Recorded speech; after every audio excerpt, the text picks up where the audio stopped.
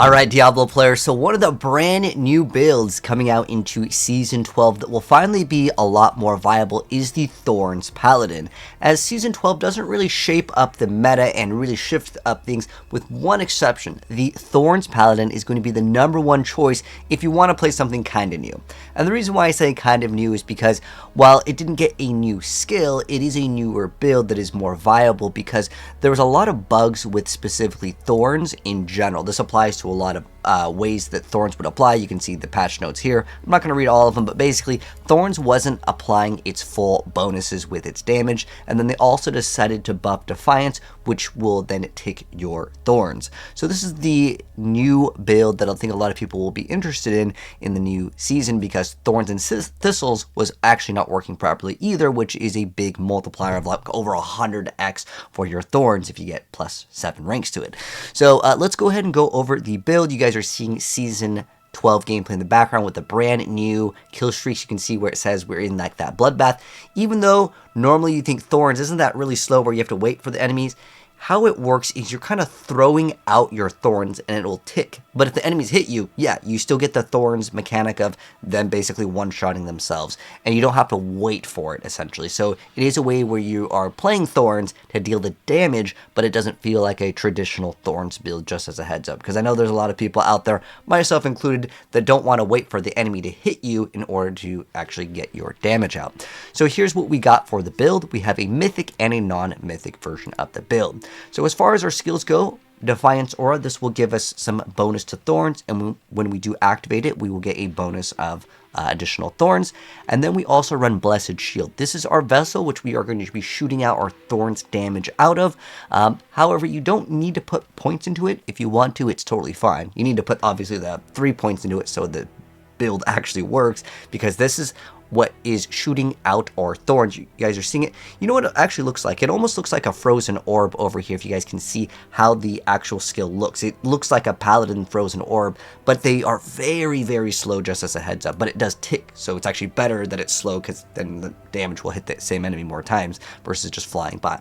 Then we will have 100% uptime on the Arbiter form, and that will let us actually shoot out additional frozen orb Thorns, so to speak, when we use our evade, because it is an evade build, which will then let us get additional damage here. And then it'll also be another source of vulnerability, but it will also apply judgment if you want to take that route, which is another way to play the build. But on top of that, you can use this to get a 100% bonus movement speed, so you don't even need movement speed on your boots if you don't want to roll it. Then Fanaticism is going to give us extra attack speed, which is more damage, and critical strike chance. Now, the important thing with this build is Thorns does not crit. There was a long time ago in Season 0 where Rogue could actually crit with Thorns with a mechanic, but Paladin can actually crit with Thorns, so critical strike chance is still important in this build. Even though Thorns is not supposed to crit, Paladin, well, they get around it because you're doing the Thorns with an ability, therefore the crit simply works. And then if you want to push Clash, you can actually get a bonus on Thorns and get extra resolve stacks, which will also give you more damage here, but I'll be honest, I don't really use this. Unless you're doing like really high-end content, you don't need to push this button.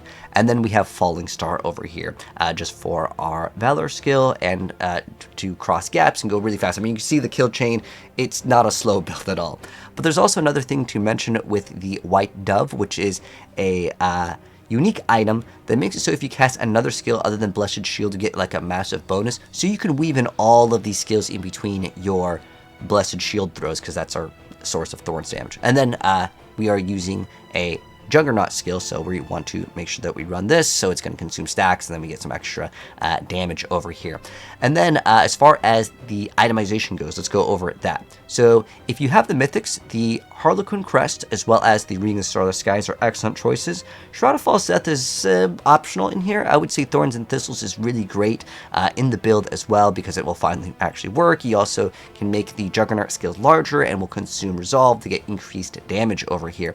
But if you don't happen to have the Mythics, the aspect of Glin's Anvil will also give you extra resolve stacks, which essentially will later lead to more damage. And then on top of that, you can just run the aspect of Celestial Strife if you do not have, again, the Mythics. Another question that you might have is, why not play Razorblade? Hey, you can go for it. It's going to feel a little bit squishier, but you already get Thorns here, and then you also get Thorns and Thistles, which again, if you get the ranks to 7, that's 100x, over 100x multiplier, because it's 15 per point into Thorns and Thistles, which is excellent. Plus, again, it makes you consume those resolve stacks, which will then get you additional damage over here, so it's like really great for that. So yeah, Mantle of the Great is very good.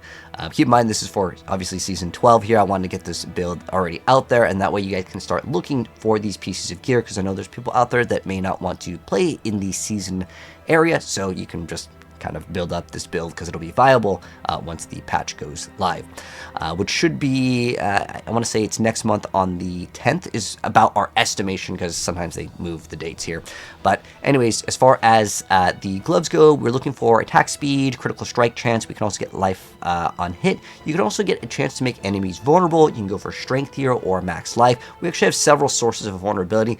But honestly, getting lots of sources is still very good, just so you can kill things very, very fast. I still like running Exploit here, but Exploit only lasts for a short duration, where this, well, you need to apply it eventually. Or the Wolves can apply if you want to run the Set Rune. That is another option, or you can play the Bulwark.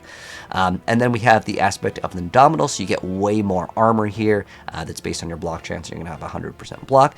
You can actually play a lot of different defensive aspects here, but this one is great in this category.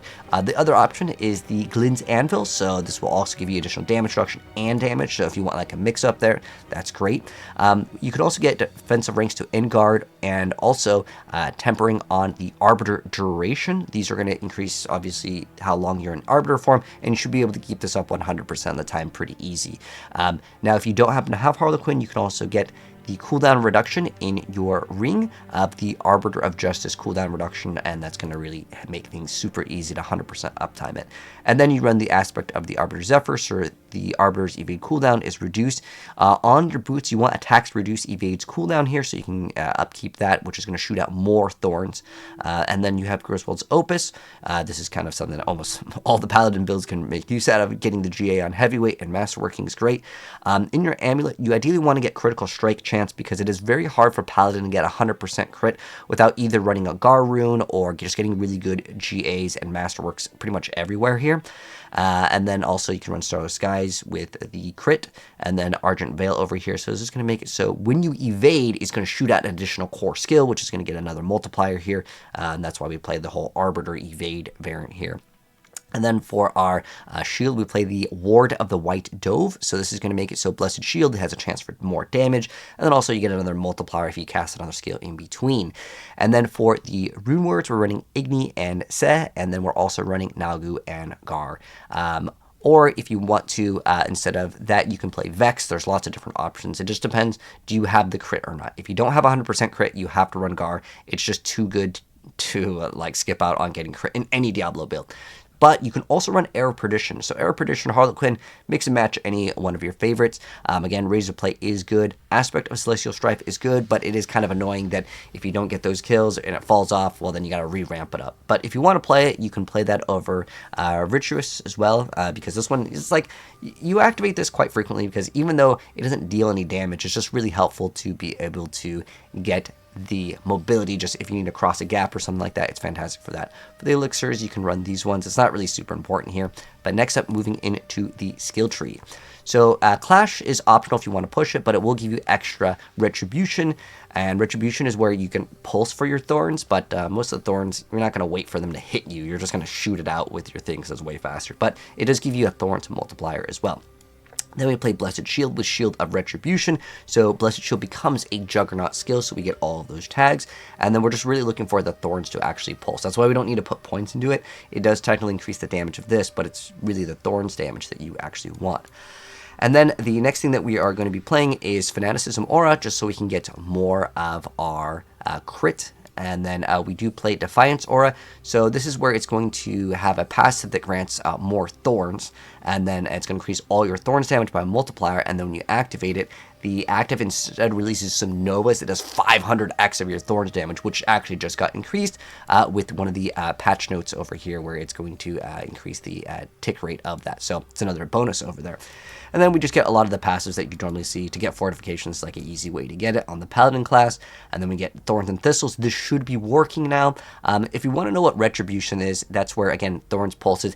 It's really not worth it to invest into it, but if you want to and you have extra points and you don't want some survivability, hey, go for it. It's not like a bad stat. We also get Falling Star just so we can just spam the ability to dash, which I really like. You can also get the increased damage to vulnerable enemies, and there's also cooldown reduction if you feel like you need it here. If maybe you feel like your damage is good, you just need some extra cooldown. This is good as well. You get just some flat crit and crit damage while healthy. If you have some more points, Mastercraft work is totally fine.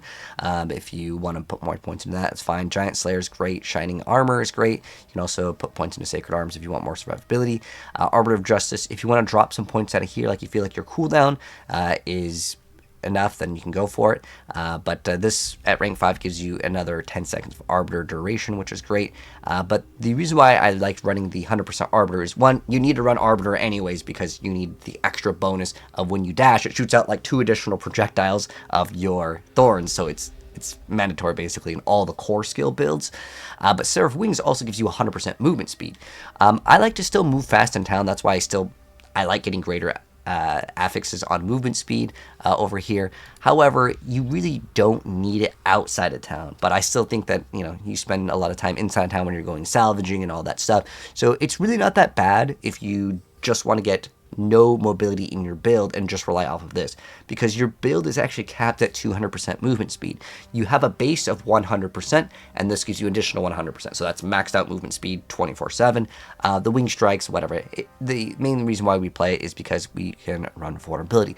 There is another way. If you want to run the Judgment, then you can get all the bonuses on enemies that have Judgment applied to them. That's another way that you can do it. You can actually run a thing where it dazes the enemies. So you can run the Wolves for the crowd control, or you can run the Judgment, and then when you apply Judgment, it does daze the enemies for the first time. There's a lot of different options here. And again, if you want to run the Bulwark that I'm playing in the background, that also will make the build feel very tanky instead of the Se. Now, as far as the Wolves gaining some of your stats, so how it should work is some of your minions or pets should get some of your Thorns, but honestly, I wouldn't really worry too much about if that works or not with this new system, because Diablo's a game where you kind of need to test things out after it comes out, and I'm not sure if that's going to apply to the wolf pets, but again, it won't matter that much anyways, because usually that's at a reduced state, and then also on top of that, it requires enemies to hit them, and it's just going to be much faster if you just throw it out. But it's not a bad idea if you want to try to look into it. However, the key passive that we play is Coat of Arms, which is going to give us increased damage over here based on our block, and we should get 100% block very, very easy in the build. Now, as far as the Paragon board, optionally in the first slot, you can play Exploit, or again, you can play the Wolves. These are all great options to run. I like to have it up ASAP, but if you're doing push runs, I'd probably suggest, if you're going past pit 100, Exploit can be swapped out for other things, and you could just rely on the Arbiter ticks for the vulnerability as well. But we play Exploit here just for like the speed content, because the whole point of the season, by the way, is like getting these big kill streaks to get like your big bonuses, and like, you know, doing things like Helltide or Infernal Hordes. This build's going to dunk on all of that content. I mean, every single build for the most part, as long as it's built properly. Torment of 4 is easy, but I'm trying to favor it towards what we're doing in the new season here. And then we play Honed. So this is also kind of important that when you crit, it's going to generate Faith. Faith is your resource, and you need Faith to spam your abilities. So that kind of helps out with that over here. And then we get Preacher, and then we get this one over here, the Shield Bearer over here, so we just get more damage based on our block chance. We take all the block nodes, as that's quite important here. And then we also play Revenge, so it's for Thorns.